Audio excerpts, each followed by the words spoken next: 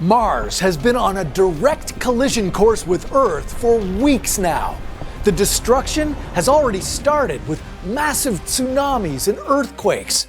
Now, our planet is beginning to crack and gravity is significantly changing. But how bad will this be? How could it create a new planet? And is there any way humans could survive? This is What If, and here's what would happen if Earth collided with Mars. 15 days before impact. This won't be the first time Earth has had to deal with a massive collision. Over millions of years, asteroids have rained down on our planet. One of the biggest, the asteroid that wiped out the dinosaurs 66 million years ago. Now, despite its massive impact on Earth and our history, that asteroid was only 10 kilometers wide, about the size of 90 football fields. Mars, on the other hand, has a diameter of 6,800 kilometers, and it's coming straight at us. The red planet is normally about 225 kilometers away from us, but at this moment, it's just 4 million kilometers away. From this distance, it looks like a smaller red moon is approaching us. Now, just because it hasn't made impact yet, doesn't mean we won't be feeling any of its effects. The moon affects the Earth's tides, so what happens when another massive celestial body comes near our planet? Well, the gravitational force would be so strong that Earth's crust would start to bulge and our water would be rising. It could rise so violently that multiple tsunamis become a real possibility. More on that in a bit. 3 days before impact. Okay, now at just 800,000 kilometers away, Mars is twice as far away from Earth as the Moon is. Given its angle of approach to Earth, we'd be looking at a red half moon getting bigger and bigger by the minute. But the red planet is 10 times heavier than the moon and is already tugging at everything on Earth with much greater force than the moon could even dream of. It's creating havoc. At this point, tides are rising 30 to 50 meters high. Deep inside Earth, tectonic plates begin to shift and creak, but it's gonna get much worse. In 36 hours, Mars will reach the same distance away from Earth as the Moon. Then, the tides will rise 10 times higher than usual, 60 to 100 meters. Vast stretches of coastal areas and cities would be flooded. Say goodbye to Miami, Venice, and any other city near a large body of water. Millions of people will drown. There will be widespread panic as people on Earth see Mars's relentless approach. Earth is starting to crack, earthquakes shake the globe, volcanoes erupt, covering the surrounding landscape in hot, molten lava. People are running for underground bunkers, grabbing any power source available. Will they make it? Well, getting emergency assistance to one disaster site is challenging enough. Now, imagine trying to do that when you've got countless disaster sites, many in remote locations. And, oh yeah, most of the planet is without power because this incoming collision has wiped out our infrastructure. Fun times, right? Well, thankfully, before the big crash, some great minds were already cooking up a solution.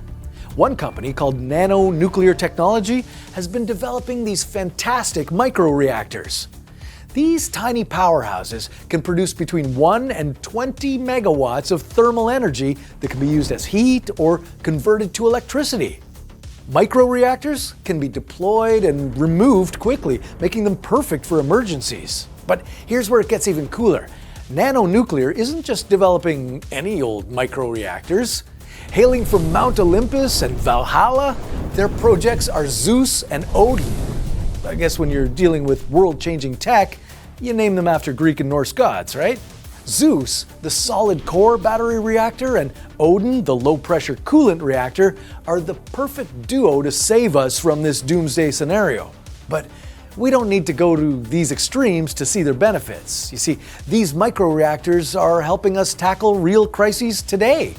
Their small size and portability make them perfect for remote communities that lack access to the central power grid.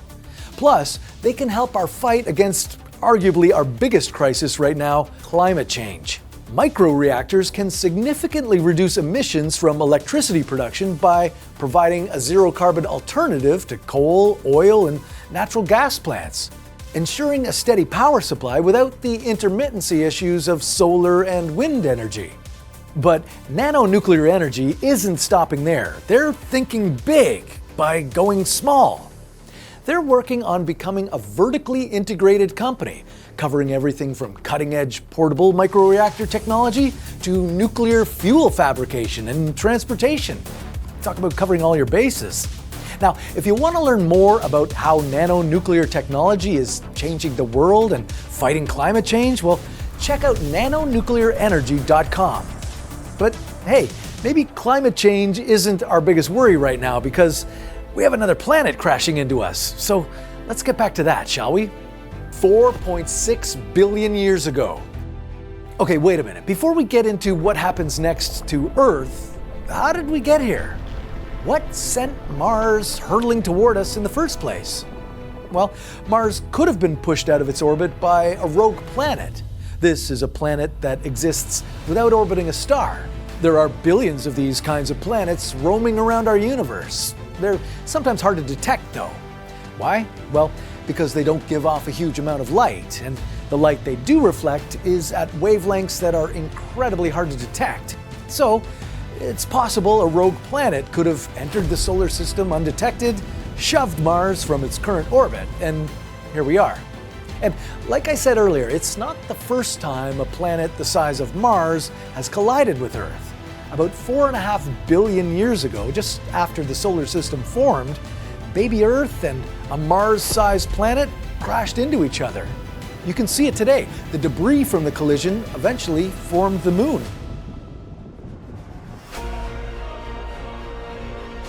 At this point, people on Earth are in a frenzy, trying to find shelter from this terrifying catastrophe. But violent quakes shake the ground and toss people about. Tsunamis rage and millions of people are drowning. Wherever they can, people are running to underground shelters, hoping for some level of protection. Mars is just 10,000 kilometers away. The gravitational force of Mars and Earth are pulling at each other intensely. Mars is starting to pick up speed, reaching 10 kilometers per second. What's happening now is incredibly interesting. As it's making its way toward Earth, Mars is starting to crack. Why? Well, Earth has 10 times the mass of Mars, and because of this, our planet is exerting gravitational pressure on Mars, causing it to break. Now, there is a possibility that Mars crumbles entirely from this pressure. Maybe the people of Earth live to see another day, but unfortunately that's not likely to happen. Because Mars is moving so fast, there's not enough time for Earth to break the red planet apart. What happens next isn't going to be pretty. 20 seconds before impact. If you looked up now, Mars would be filling up nearly the whole sky. It's now just 200 kilometers above Earth's surface. It's entered the upper reaches of Earth's atmosphere. An enormous shockwave has hit the atmosphere. Due to this, you're finding it hard to breathe. Mars's gravity is pulling at our atmosphere. But that's nothing compared to what's coming next. Cracks in the surface of the Earth will be widening, creating massive canyons. The biggest earthquakes ever don't hold a candle to this. Buildings crumble and entire cities will be reduced to rubble. If you're on Earth as this is happening, well, there's not much you can do. Just hold tight for what's about to happen. Moment of impact. As Mars makes contact with Earth's surface, gravity will be about 30% of what it usually is on the side of the Earth where the crash happens. That's because Mars's gravity is 40% of Earth's, and it's pulling in the opposite direction. Both planets' gravitational forces are now pulling at each other at the same time. But that's only on one side of the planet. On the other side of the world, people will actually be 3% lighter right before they die. Thanks, Mars. That's just when people want to lose weight. Now, at the moment of impact, a massive amount of heat is generated, the equivalent of billions of nuclear bombs exploding. After the initial collision, these two rocky planets briefly separate, but that doesn't mean the battle is over. They'll eventually come together again and re-collide. Now, with the amount of heat generated, both Earth and Mars will get liquefied. A shockwave will rock Earth, reverberating through the entire planet, all the way to the other side. Within 20 minutes, everyone on Earth would feel the impact. And everything on the surface of the planet will burn, creating a mass extinction that no living thing could survive. Earth's surface will crack open down to its core. Mars will have broken apart. Large pieces of Mars's core will embed themselves into Earth's core. The entire top layer of the planets will be molten lava, and our two mantles will be mixing together. The energy from the collision will change the speed of Earth's spin. We might spin faster or slower, we don't know. And molten debris from the crash gets ejected into the sky. Smaller bits will fall back to Earth as molten lava, while the larger pieces will start to orbit Earth, forming a ring. Some of the debris will collide with the Moon, and some will be ejected further into space, hitting Venus and the asteroid belt. Over millions of years, the debris collisions with the Moon will make the Moon bigger and heavier. After the collision, part of Mars will be incorporated into Earth. Earth will be slightly heavier. Now, since Mars is 10% of Earth's mass, well, maybe Earth would weigh about 5% more than before. But this new Earth will be devoid of life. Could life ever emerge again on what was once our blue marble? Well, without an atmosphere and without water, it's hard to see how this would happen. Maybe in the future, comets will crash into Earth delivering water, and over billions of years, life might begin again. But with the sun getting hotter and hotter, it's likely going to boil off that water within the next billion years. Prospects for new life on Earth don't look promising. Wow, that would be one devastating end to all life on our fragile blue marble, but that's not the only way Earth could get snuffed out. There are lots of other apocalyptic scenarios available to us in the future. But that sounds like a story for another What If.